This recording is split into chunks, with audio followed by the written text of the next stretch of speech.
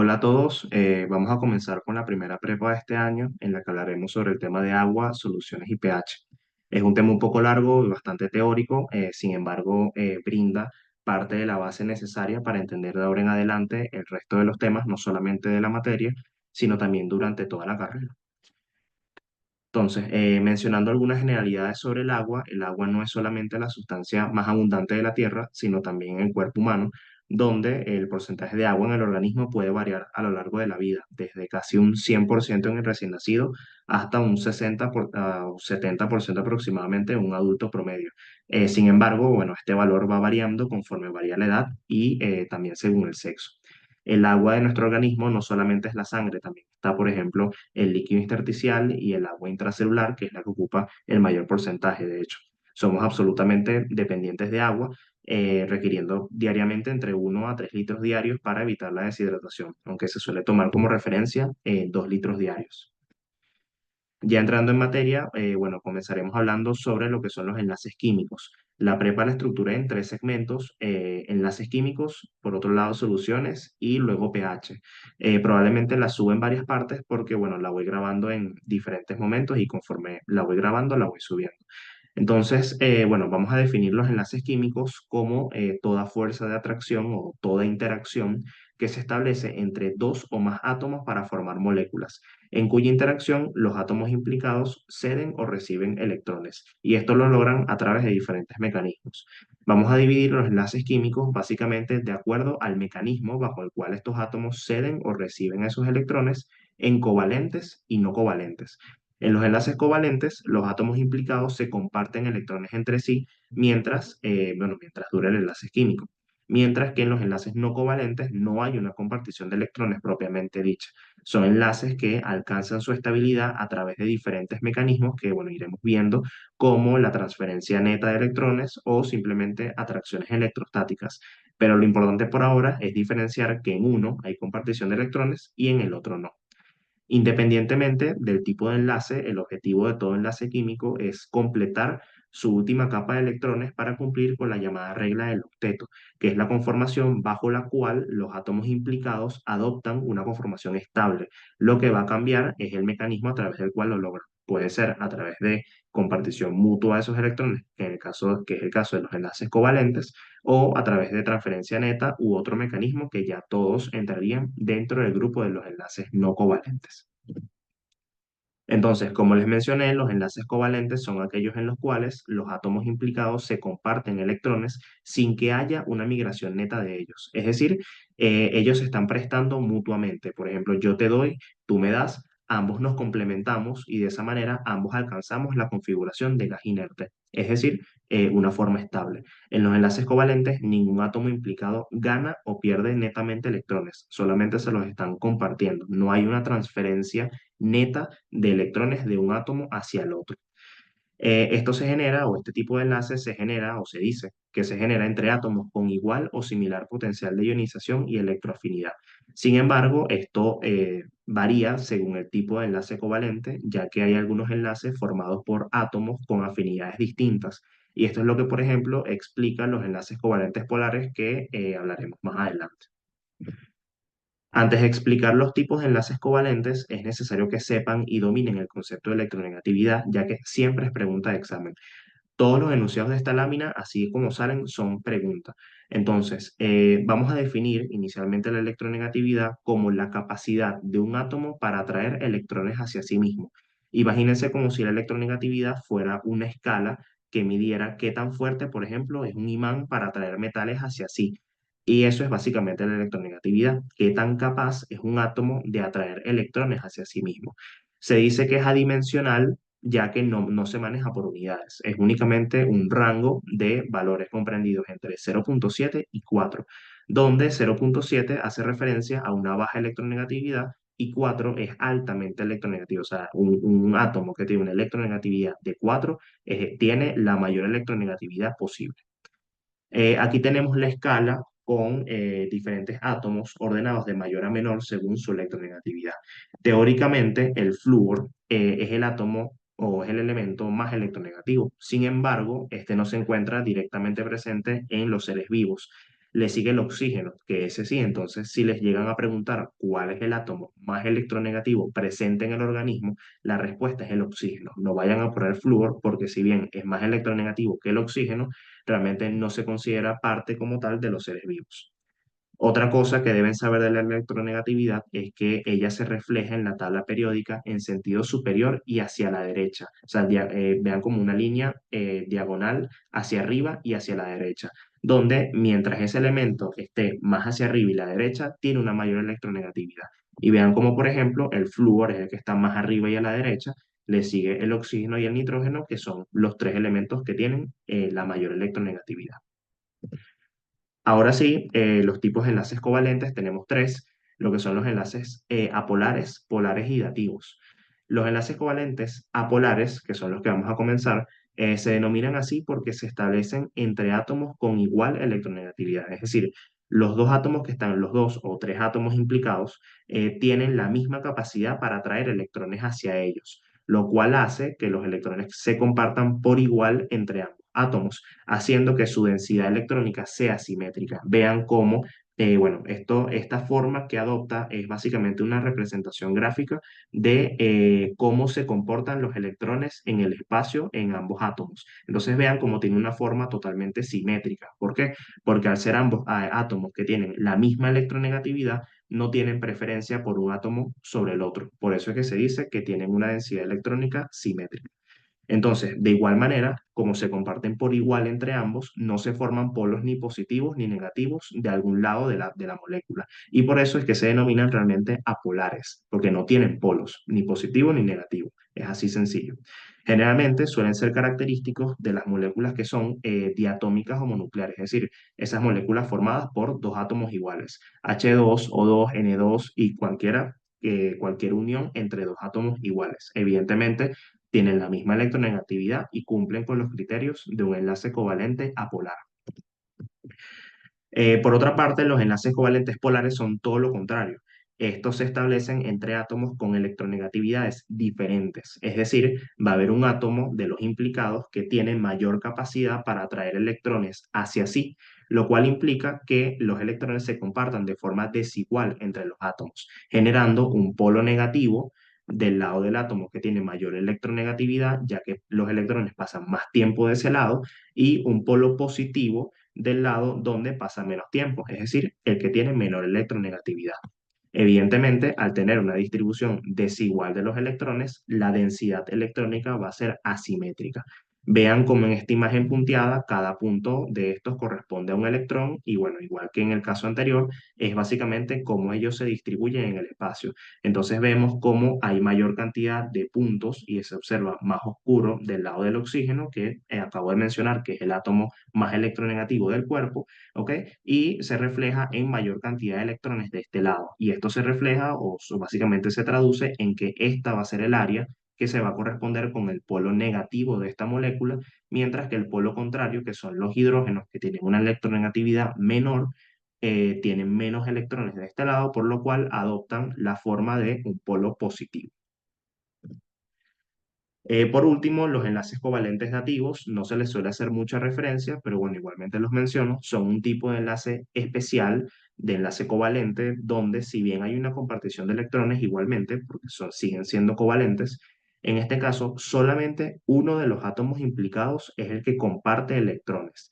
Sin embargo, con este mecanismo, si bien es uno solo el que está compartiendo, ambos átomos implicados cumplen con la regla del octeto respectiva. Hablando sobre la fórmula química del agua, bueno, recuerden que la nomenclatura del agua es H2O, es decir, dos átomos de hidrógeno y un átomo de oxígeno. Estos tres átomos, ellos se disponen tridimensionalmente y adoptan una estructura tetraédrica, ¿ok? Que es como si fuera una pirámide. O sea, yo hago la analogía con una pirámide. Ahora, ¿cómo están distribuidas los átomos dentro de esta estructura tridimensional?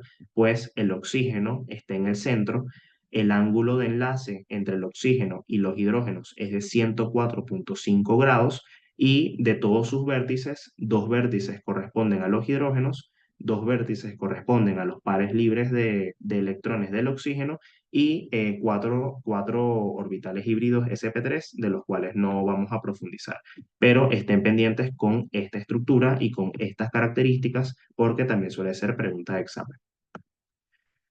Ok, bueno, con la polaridad de la molécula de agua ya he venido introduciendo poco a poco lo que representa la polaridad en una molécula, que bueno, es básicamente que a partir de la diferencia de electronegatividades de los átomos implicados, la distribución desigual de esos electrones origina un polo positivo, ok, y uno negativo. Bueno, en la molécula de agua esto es exactamente lo que ocurre. La molécula de agua, ella se considera un dipolo eléctrico permanente y apréndaselo así tal cual. ¿Qué significa esto? Dipolo, pues que tiene una polaridad, que tiene dos polos, eléctrico por positivo y negativo, y permanente de que siempre se encuentra bajo esta forma. Es decir, que la molécula de agua, siempre que se encuentre constituida, va a adoptar esta forma de dipolo eléctrico permanente. Sin embargo, es súper importante y hago la aclaratoria de que tengan en cuenta que si bien estoy hablando de polos positivo y negativo, la molécula de agua propiamente dicha, ella no tiene carga, ya que su carga neta es cero. De hecho, ella tiene 10 electrones y tiene 10 protones. Eso hace que la suma de una carga neta cero. ¿Ok? El polo positivo y el polo negativo se dan por la distribución de los electrones. Sin embargo, no implica de que la molécula de agua tenga una carga positiva o negativa porque realmente no es así. Es totalmente neutra y eso lo preguntan, que porque tiende a la confusión el hecho de que, ok, pues tengo un polo positivo y un polo negativo, entonces, ¿cuál es la carga de la molécula de agua? Y la respuesta es que la molécula de agua es una molécula eléctricamente neutra, ya que su carga neta es cero y que sus polos positivo y negativo es simplemente por cómo los electrones se distribuyen. Sin embargo, eso no le da a la molécula una carga propiamente. Ok, bueno, ya entrando con los enlaces no covalentes, tenemos los enlaces iónicos. Los enlaces iónicos son aquellos que se forman por la transferencia de uno o más electrones de un átomo a otro, formando iones. Es decir, hay un átomo que va a ganar un electrón y otro que lo pierde de forma irreversible. No hay compartición como en el caso de los enlaces covalentes. Aquí es una transferencia neta de un electrón de un átomo hacia el otro. De igual manera, con este mecanismo, que no deja de ser uno de los mecanismos posibles, los átomos que están implicados alcanzan la configuración de gases inertes y se dice que dependen del potencial de ionización del donante y de la electroafinidad del aceptor de electrones. Esto es básicamente lo que quiere decir es que para que haya una transferencia neta de uno de los electrones, el aceptor de esos electrones tiene que tener una afinidad por los electrones mayor que la del donante para poder recibirlo. El ejemplo claro de esto, o de este tipo de enlace, suele ser la formación de cloruro de sodio, que bueno, está formado por un átomo de sodio y un átomo de cloruro.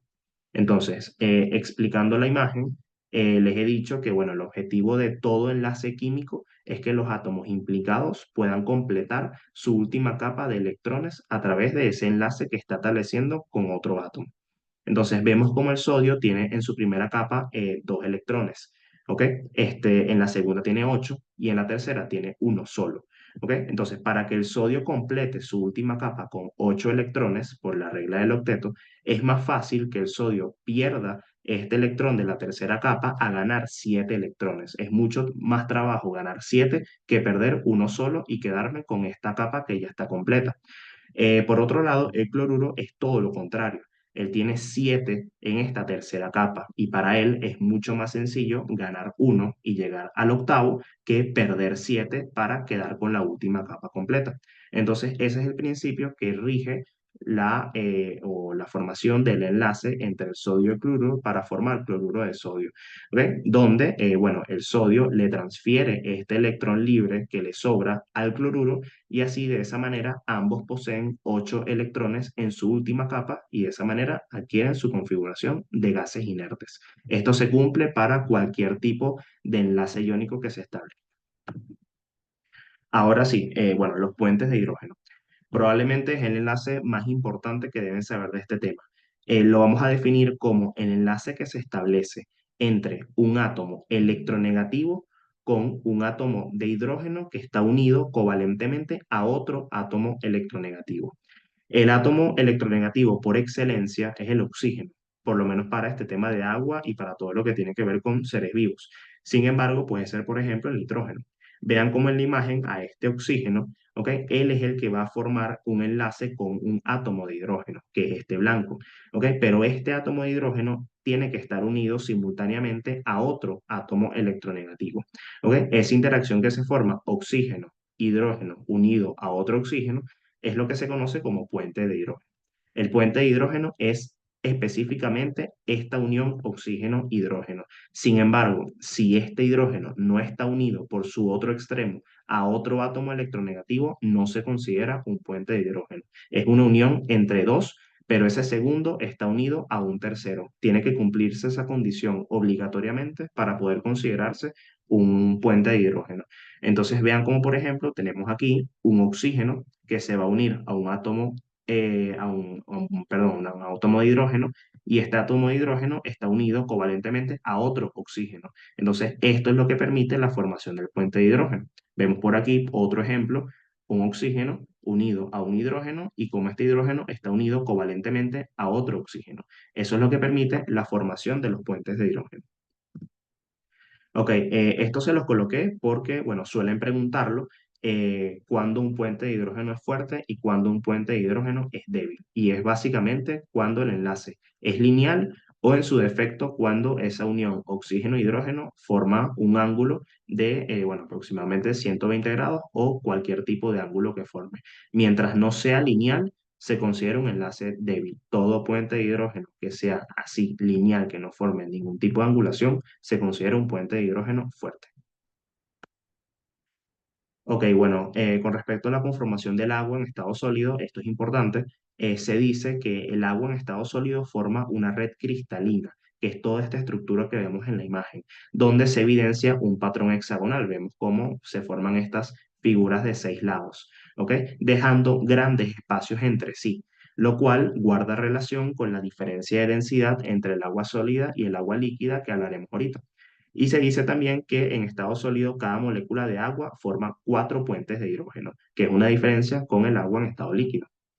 Con respecto al estado líquido, es todo lo contrario. Si en el estado sólido teníamos una red y un patrón ordenado, aquí es puro movimiento y puro desorden, formando lo que se denominan agrupaciones fluctuantes. Y de hecho, se forman menos puentes de hidrógeno por molécula de agua. En el caso del agua en estado sólido, una molécula de agua podía formar 4 puentes de hidrógeno. Aquí forman 3,4 a 3,6. Y esto básicamente se explica porque como no es una estructura rígida y ordenada, sino que es un constante movimiento, se forman menos puentes de hidrógeno por unidad de tiempo. Es básicamente por eso. Ok, con respecto a las propiedades del agua, bueno, no las vamos a mencionar aquí para no hacer este tema tan largo. Son definiciones que sí deben manejar necesariamente y sabérselas porque las preguntan, pero solamente para efectos de la prepa voy a hacer énfasis en el tema o en el concepto de densidad. Entonces, la densidad es un concepto que la verdad es un poco abstracto, pero bueno, voy a intentar explicárselo. Teóricamente, la densidad se define como la masa por unidad de volumen. Pero, ¿qué significa esto realmente? Es una relación que se establece entre la masa de un objeto, es decir, su peso y el volumen que ocupa en un determinado espacio. Es simplemente una medida que busca relacionar cuánto pesa algo en relación al espacio que ocupa. El agua alcanza su máximo punto de densidad aproximadamente a los 4 grados centígrados y eso es pregunta de examen. Pero realmente lo más importante del tema de densidad es la pregunta de si el agua en estado sólido y en estado líquido tienen exactamente la misma densidad. Y la respuesta es que no. Hablamos de que, o acabamos de hablar de que el agua en estado líquido, ella se dispone en forma desordenada, está en constante movimiento y en la formación de agrupaciones fluctuantes. Esto permite que las moléculas de agua estén muy cerca y estén muy compactas entre sí. Ellas están todas pegadas entre sí, como si estuvieran apretadas. Y eso hace que haya más moléculas en un mismo espacio, por ende, mayor densidad. Mientras que en el estado sólido forman las redes cristalinas que vimos, que dejan muchos espacios entre sí. Entonces ocupan más espacio, pero tienen menor número de moléculas por cantidad, o sea, básicamente por volumen de espacio que están ocupando. Entonces, esto se interpreta como una densidad menor. Entonces, ya cambiando un poco de tema, bueno, vamos a hablar sobre las interacciones hidrofóbicas. Nosotros podemos dividir las sustancias según su solubilidad en hidrofílicas, hidrofóbicas y anfipáticas. ¿Ok? Esto entra dentro de lo que se conocen como interacciones hidrofóbicas, que es un tipo a su vez de interacciones no covalentes. Entonces, las sustancias hidrofílicas, ellas tienen afinidad por el agua. Todo lo que sea fílico significa afinidad y todo lo que sea fóbico significa miedo, significa rechazo. En este caso, hidrofílico es afinidad por el agua, hidrofóbico es rechazo al agua. ¿Ok? No tiene afinidad por el agua. Entonces, las sustancias hidrofílicas, lo más importante, además de bueno, saber que tienen afinidad, es el mecanismo de disolución que es a través de las esferas de solvatación. Básicamente, las esferas de solvatación es que, bueno, como el agua tiene un polo positivo que está dado por los hidrógenos y uno negativo que está dado por el oxígeno, cuando una molécula o sustancia entra en contacto con el agua, ¿ok? La molécula de agua, a través de sus polos, puede interactuar con la porción de la carga contraria de esa molécula, rodearla y disolverla. Entonces, vemos como en la imagen tenemos la presencia igualmente de cloruro de sodio, el sodio de gris y el cloruro de azul. Entonces, el sodio de gris tiene carga positiva y el cloruro tiene carga negativa. Entonces, el sodio positivo, él va a ser abordado por la molécula de agua a través de su polo negativo, es decir, por el oxígeno. Y de esa manera lo rodea y de esa forma es que lo disuelve. Y en el caso del cloruro es todo lo contrario. El cloruro, que tiene carga negativa, va a ser abordado por el polo positivo de la molécula de agua que está dado por los hidrógenos. Entonces, él es rodeado por todas estas moléculas de agua, estableciendo contacto con el cloruro a través de los hidrógenos, ¿ok? Positivo con negativo, y de esta manera lo rodean y simplemente lo disuelven.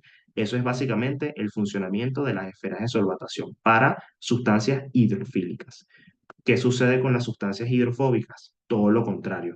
Ellas no tienen afinidad por el agua y su disolución no es a través de esferas de solvatación, sino por jaulas, gracias a lo que se conoce como efecto hidrofóbico, que es ese rechazo que propician las moléculas de agua al estar en contacto con sustancias hidrofóbicas. O sea, el agua por naturaleza, al entrar en contacto, por ejemplo, agua y aceite, ¿ok? Inicialmente al momento de entrar en contacto, pues están mezcladas, por así decirlo, pero de forma natural, ¿ok? Se terminan separando y aislando la porción hidrofóbica y la porción hidrofílica. Básicamente, el agua lo que hace es rechazar a todas esas moléculas hidrofóbicas, las aísla, las agrupa y entre todas las moléculas de agua rodean a la molécula hidrofóbica, que eso es lo que se conoce como jaula. Sin embargo, a pesar de que ejercen ese rechazo con estas moléculas hidrofóbicas y las rodean, nunca forman puentes de hidrógeno con estas moléculas. Es decir, no hay netamente una interacción que se esté estableciendo entre ellas. Ok, las sustancias anfipáticas, ellas, bueno, tienen ambas características a la vez. Entonces, cuando entran en contacto con el agua, la porción hidrofílica actúa, o sea, interactúa con el agua y la porción hidrofóbica es rechazada. El claro ejemplo de una estructura anfipática es la membrana plasmática, que sería, en este caso, la bicapa. Esto es básicamente una membrana plasmática común y corriente. Sin embargo, pueden formar otros agregados, como por ejemplo monocapas, como por ejemplo micelas, que lo vamos a ver cuando veamos metabolismo en la unidad 4, vesículas, entre otros. Entonces, haciendo un breve recuento de las interacciones no covalentes, ya sabemos que no se basan en la compartición de electrones, porque esos son los enlaces covalentes. Las interacciones no covalentes, sin excepción, son interacciones que individualmente son muy débiles, pero tienen la característica de tener efecto acumulativo. ¿Qué significa esto? Que conforme se van formando interacciones, el enlace se va haciendo cada vez más fuerte. Sin embargo, no dejan de tener una naturaleza electrostática, lo cual implica de que ellas se forman y se rompen con facilidad, porque su punto de atracción o básicamente lo que permite que ellas interactúen entre sí es simplemente diferencia de cargas. Es el único estímulo que hace que ellas interactúen. Entonces, ya hablamos sobre las interacciones iónicas, sobre los puentes de hidrógeno, sobre las interacciones hidrofóbicas. Ahora vamos a hablar un poco sobre las fuerzas de Van der Waals. Bueno, las fuerzas de Van der Waals son fuerzas electrostáticas transitorias débiles. que se establecen entre moléculas que se encuentran a corta distancia debido al desplazamiento de sus cargas. Son tan débiles este tipo de interacciones que ni siquiera se consideran enlaces, son simplemente una atracción formadas por el movimiento y la cercanía entre dos átomos. Es decir, vino un átomo con polo positivo o una carga positiva de un lado, negativa del otro, se acercó lo suficiente a otra a través de su carga opuesta, establecieron una interacción, se alejaron y se rompió el enlace. Eso es básicamente en lo que consiste una fuerza de Van der Waals. Se acercan, hay una interacción electrostática, se separan y se pierde la interacción. Y esto se va repitiendo y repitiendo y repitiendo a medida que se acerque a moléculas similares. Estos son, bueno, los tres tipos de interacciones que hay. Ya esta es la última lámina de esta parte de la prepa. Un concepto importante que quiero que se lleven es el del radio de Van der Waals, que, bueno, tomando en cuenta lo que les acabo de decir, que las interacciones de Van der Waals son netamente por la cercanía, el radio de Van der Waals, pues va a ser esa distancia en la que la atracción entre los átomos implicados es máxima e implica el menor consumo de energía para la formación o para el establecimiento de esa interacción. Entonces, bueno, ya con esto terminamos la parte de enlaces. En otro video les voy a subir soluciones y la parte faltante que sería pH.